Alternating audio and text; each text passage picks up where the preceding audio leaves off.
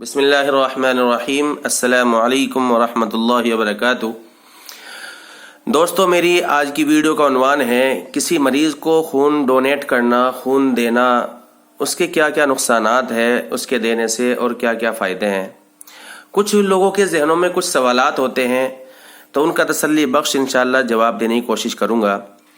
پہلا سوال جو ہمارے ذہنوں میں ہوتا ہے کہ خون دینے کا سب سے بڑا نقصان کیا ہے، تو جواب ہے کہ خون دینے کا نقصان کوئی نہیں، البتہ اس کے بڑے بڑے فائدے ہیں، جیسا کہ ریگولر خون دینے والے فرد کو دل کے دورے اور کینسر کے چانسز باقی افراد کے مقابلے میں 95% کم ہوتے ہیں، اور یہ ریسرچ میری نہیں ہے بلکہ امریکن میڈیکل ایسوسی ایشن کی ہے۔ دوسرا سوال ہے جو ہمارے دماغوں میں گھومتا رہتا ہے کہ کسی کو خون کا عطیہ دینے کے بعد، ڈونیٹ کرنے کے بعد کتنے دنوں میں خون بن جاتا ہے، تو جواب ہے کہ خون ڈونیٹ کرنے کے 3 دن میں کمی پوری ہو جاتی ہے ہمارے خون کی، جبکہ 56 دنوں میں خون کے مکمل خلیات بن کر تازہ خون رگوں میں دوڑنے لگتا ہے۔ تیسرا سوال جو ہمارے ذہنوں میں ہوتا ہے کہ پرانا خون زیادہ طاقتور ہوتا ہے یا نیا بننے والا خون، تو جواب ہے کہ نیا بننے والا خون پرانے کی بنسبت زیادہ فریش اور طاقتور ہوتا ہے۔ جیسا کہ ہم سوچتے ہیں کہ نیا خون تو پانی ہوتا ہے، بالکل نہیں میرے بھائی، زیادہ فریش اور طاقتور نیا خون ہوتا ہے۔ چوتھا سوال ہے کہ خون دینے کے فائدے کیا ہیں، تو جواب ہے کہ خون دینے کا سب سے بڑا فائدہ ایک تو صدقہ جاریہ میں حصہ ڈالنا ہے، جو کہ قیامت تک نسل در نسل آپ کے لیے ثواب کا موجب ہے۔ اس کا دوسرا بڑا فائدہ خون میں آئرن کی مقدار کو بیلنس رکھنا، اور سب سے بڑا فائدہ صحت مند اور فریش زندگی گزارنا ہے۔ ریگولر خون دینے والے کی جلد، اسکین دوسروں کی بنسبت زیادہ عرصے تک جوان اور صحت مند رہتی ہے۔ اس کا ایک فائدہ مفت میں خون کی اسکریننگ بھی ہے۔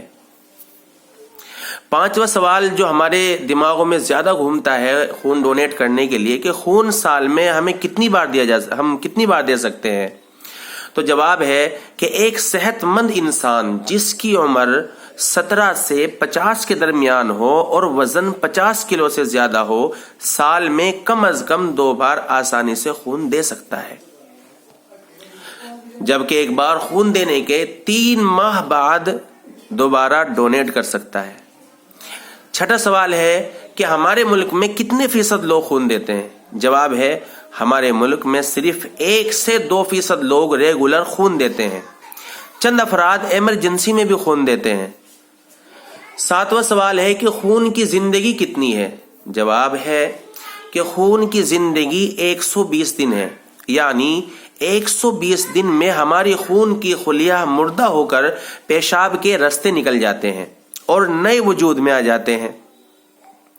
8واں سوال ہے جو بہت اہم ہے کہ پھر ہم خون دینے سے گھبراتے کیوں ہیں، یہ بہت اہم سوال ہے، تو اس کا جواب ہے کہ ہم ایک ایسی سوسائٹی میں سانس لے رہے ہیں جہاں یہ بات پھیلی ہوئی ہے کہ خون دینے سے انسان کمزور ہو جاتا ہے اور خون دوبارہ نہیں بنتا۔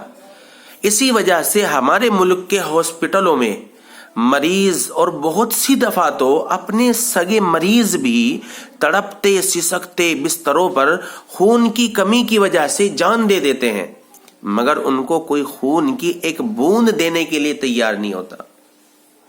میرا آخری جو سوال دماغوں میں گھومتا ہے کہ خون دینے کا عالمی دن کب منایا جاتا ہے، تو جواب ہے 14 جون کو۔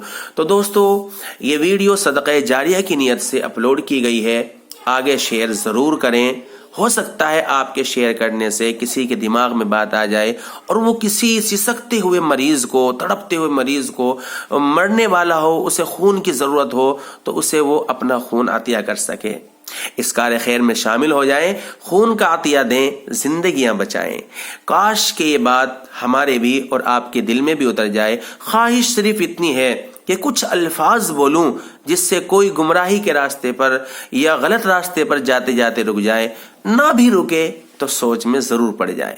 اگر آپ کو میری بات پسند آئی ہو تو اپنے دوست احباب کو ضرور شیئر کریں، فقط والسلام. السلام علیکم ورحمۃ اللہ وبرکاتہ.